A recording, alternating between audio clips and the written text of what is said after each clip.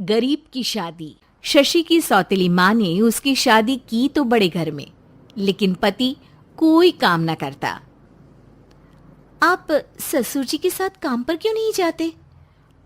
हाँ जाऊंगा, लेकिन कल से। आज जरा मैं दोस्तों के साथ घूमने जा रहा हूँ। शशि के दो बच्चे होते हैं, लेकिन रमेश का हाल वैसा का वैसा ही रहता है।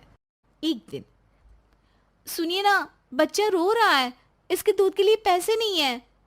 अरे तो पिताजी से ले लो ना। क्यों?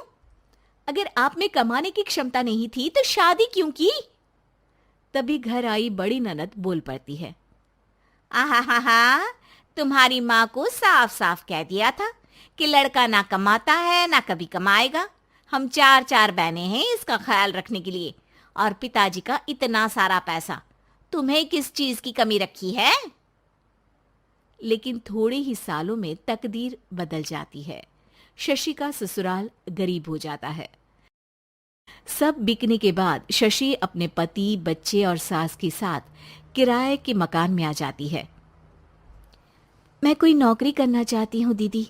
अरे इतने बड़े घर की बहू थी शशि, तुम नौकरी करोगी? नहीं नहीं नहीं नहीं। नहीं करूंगी तो घर कैसे चलेगा? बच्चों को भी तो पालना है ना। तभी शशि का भाई आ जाता है। शशि, ये ले राशन का सामान, किसी भी तरह की कोई भी जरूरत हो तो बताना। भाई, अब मैं नौकरी करूंगी। देख बहन, वैसे तो मैं तेरे साथ हूं, लेकिन हाँ, मैं ये भी चाहता हूं कि तू अपने पैरों पर खड़ी हो जा। शशि को एक प्ले स्कूल में छोटे बच्चों को संभालने की नौकरी मिल जाती है। एक दिन, शशि, मेरे स्कूल को अब तुम संभाल लो। मैं कुछ दिनों के लिए अपने बेटे के पास जा रही हूं। लेकिन प्ले स्कूल अकेले मैंने कभी नहीं संभाला है। अब ये सब मैं नहीं जानती। इतने महीनों में तूने जो देखा, बस पूरे आत्मविश्वास के साथ उसे करना। शशि नीलम के जाने के बाद पूरे 1 महीने उसका स्कूल अकेले संभालती है, और फिर एक दिन आता है जब वो अपना खुद का स्कूल भी खोल लेती है। वाह शशि, तुमने आज मेरा सर गर्व से ऊंचा कर दिया। तुम्हारा यही आत्मविश्वास तुम्हें बहुत आगे ले जाएगा। नीलम, बहुत आगे जाने की चाह नहीं है, बस ये छोटा सा स्कूल मेरे बच्चों की अच्छी शिक्षा में मेरी मदद करे, यही मैं चाहती हूँ। शशि थोड़े थोड़े पैसों से ही अपना परिवार पाल रही थी। एक दिन उसके घर उसकी बड़ी ननद आती है। अरे भाभी, घर में कूलर तो लगा लेती, मेरी माँ को कैसे पंखे में लिटा रखा है? अरे तो शशि कौन सा एसी लगा कर सो रही है? वो भी तो यहीं रहती है ना मेरे पास। ज्यादा यहाँ आकर मेरी बहू को परेशान न किया करो। हाँ हाँ, मुझे भी शौक नहीं है इस छोटे से घर में आने का। मैं तो बस ये बोलने आई थी कि मेरे बेटे की शादी है तो ननिहाल का जो नेग होता है वो ले आना। हाँ हाँ, जितना बनेगा कर देंगे, और ना हुआ ना तो वो भी नहीं करेंगे। तभी शशि बोल पड़ती है। अरे नहीं नहीं माँ जी, रीटा घर की बेटी है, उसके ससुराल वाले उससे शादी पर पूछेंगे कि मायके से क्या मिला।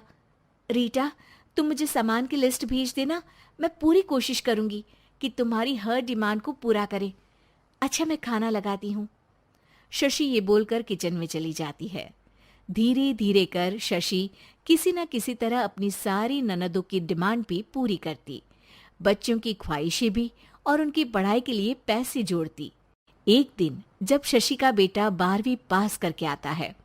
माँ, अब तुझे काम करने की जरूरत नहीं है। मैं अब कोई ना कोई नौकरी करके पढ़ाई भी साथ कर लिया करूंगा। शशि को लगता है कि बेटा और आगे पढ़ाई करे, लेकिन वक्त की मार के कारण वो बेटे को काम के लिए हाँ कर देती है। अब बेटा एक बैंक में चपरासी बन जाता है। लड़का देखने में तो बड़ा अच्छा है, अंग्रेजी भी पटर पटर बोलता है, फिर चपरासी क्यों? लड़का सारी बात मैनेजर को बता देता है।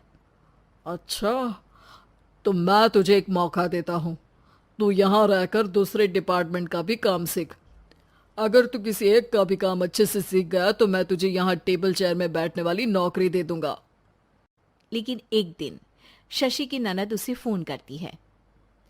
अरे भाभी, देखो मायका तो मेरा तुम लोगों से ही है। मैंने आपके बेटे और मेरे भतीजे प्रदीप के लिए यहाँ एक नौकरी देखी है, पूरे 5,000 मिलेंगे। वैसे करता ही क्या है, चपरासी ही तो है ना। कोई बात नहीं रीटा, मैं उसे इस शहर के बाहर नहीं भेजना चाहती हूँ। बाकी वो शाम को आएगा तो मैं पूछ लेती हूँ। वहीं प्रदीप मैनेजर की बात से खुश हो जाता है और मैनेजर के काम पर ही नजर रखने लगता है। वो उनकी तरह के पेपर पढ़ता, काम करता और आने वाले लोगों की बातें सुनता। एक दिन बैंक में ऑडिट वाले आते हैं। ये गलत है, पूरी बैलेंस शीट नहीं मिल रही है, कहीं ना कहीं गड़बड़ है। ए मैनेजर, क्या करते हो? बैंक के पैसों का हिसाब सही नहीं है। मैनेजर के पसीने छूट जाते हैं। तभी प्रदीप वहां जाता है। अब क्या मैं ये बैलेंस शीट देख सकता हूँ? अरे बेटा मजाक नहीं, जाओ पानी लेकर आओ एक गिलास।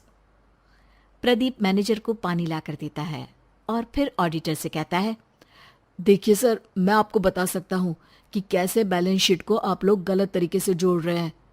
ऐसा बोलकर प्रदीप एक एक कर सारे डाउट क्लियर कर देता है। अरे हाँ, ये तो पॉइंट हमने देखे ही नहीं थे। गुड, कौन है ये बच्चा? तभी मैनेजर बोल पड़ता है, अब हमारे यहाँ अकाउंट में नया आया है। ऑडिटर के जाने के बाद, वाह प्रदीप, आज तो तुमने मेरी नौकरी बचा ली। और आपने भी तो मेरी नई नौकरी लगा दी, अकाउंटेंट की। बस फिर क्या था, प्रदीप ने एक बार जो सफलता की सीढ़ी चढ़ी, बस चढ़ता ही चला जाता है। फिर एक दिन शशि की ननद, अरे भाभी कैसी हो? घर को तो बड़ा ही सुंदर चमका रखा है। अरे बेटी, कैसे आना हुआ? तू तो इस छोटे से घर में आना भी नहीं चाहती थी। कोई खास काम है क्या? अब हाँ, वो माँ, मेरा जो मजला बेटा है ना, वो अकाउंट से पढ़ाई कर रहा है, तो प्रदीप से बोलकर उसकी भी कहीं अच्छी नौकरी लगा दो ना। सास और शशि समझ जाते हैं कि कैसे पैसे आते ही लोगों के बात करने के तरीके से लेकर रिश्ते निभाने तक में बदलाव आ जाता है।